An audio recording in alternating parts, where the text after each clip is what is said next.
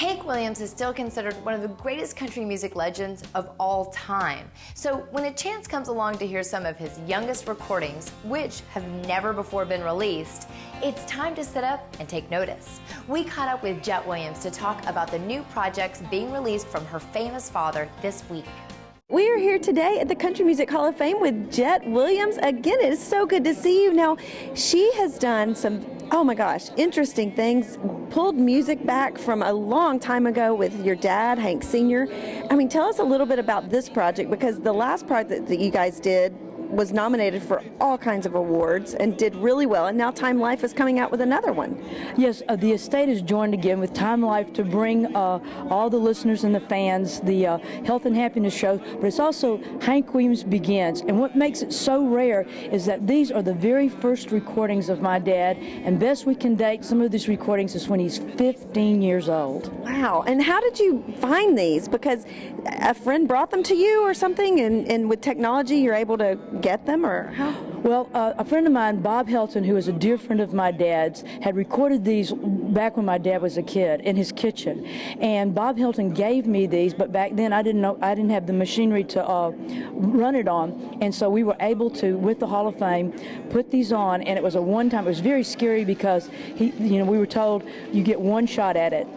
Wow. And luckily it didn't delaminate or implode or whatever, yeah. And we were able to retrieve this. And until today, the technology has not been there to be able to take these really old recordings that have not been stored properly and these discarded things, to be able to take them and then with today's technology be able to bring them to the fidelity that we have today, that we can put them on these box sets and share them. Oh, play that thing, see, will you? Come on, Hank.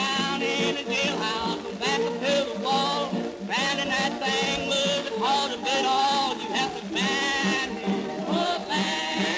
How long ago has it been since you went back and worked to get these brought back? Well, we've been working on this past year. Now, the health and happiness shows have been previously released some 20-some years ago, but with today's technology, we've been able to take those recordings and then bring them up to today's fidelity. And so for a lot of people, I mean, there's a radio show my dad did in 1949. He was 26 years old.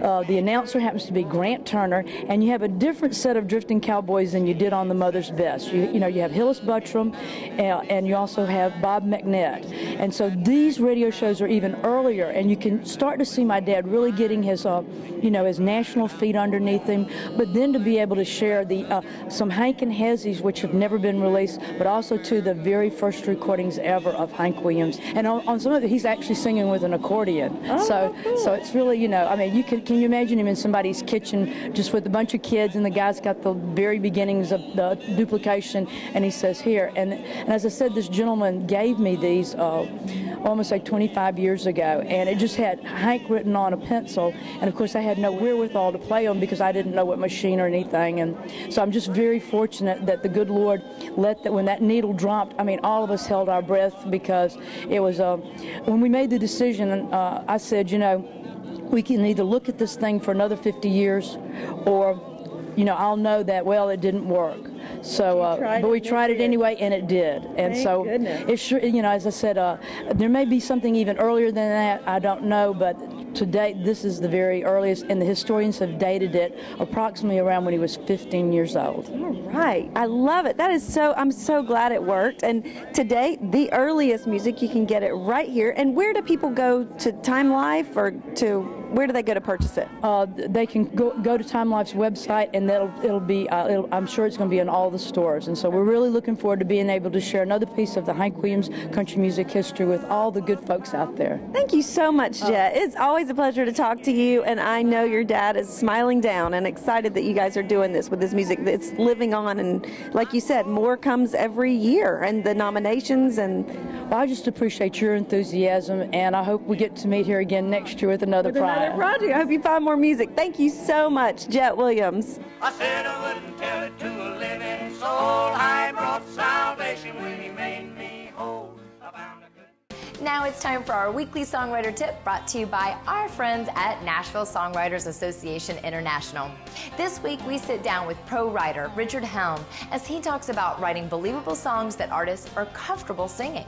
I think it's important to remember that if you aspire to write songs for other people to sing, that you are, in essence, putting words into their mouth. And if you're going to do that, I think it's important for the person who's going to be singing your song to be comfortable with what you're asking them to say. A good example of a song that does this for me and makes the singer comfortable is A Lot of Things Different by Kenny Chesney. In that song, the narrator owns his human frailties, owns his regrets and his mistakes, but what's cool about it is that he learns and grows from them. And I think that makes him come off as a very likable human being. You can learn more about NSAI by visiting NashvilleSongwriters.com. That's about all the time we have for this week's show. Don't forget those new Two Cities double disc sets we have to give away from Jimmy White. If you want to enter this week's drawing, you have to enter online at InsideMusicRow.com. Now, for all the latest news and events, you can always check us out on our Facebook page too. We're going to leave you today with the latest from Terry Clark, Northern Girl. Don't miss out next week when we hit up a #1 party with Jason Aldean. Until next time, I'm Bailey for Inside Music Row, and I'll see you again real soon.